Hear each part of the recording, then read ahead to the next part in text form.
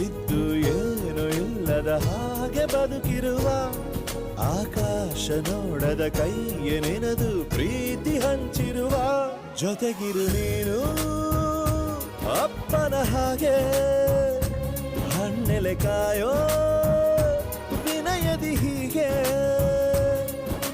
ನಿನ್ನನು ಪಡೆದ ನಾವು ಪುನೀತ ಬಾಳು ನಗು ನಗುತ್ತಾ ಬೊಂಬೆ ಹೇಳುತ್ತೈತೆ ಮತ್ತೆ ಹೇಳುತ್ತೈತೆ ನೀನೇ ರಾಜಕುಮಾರ.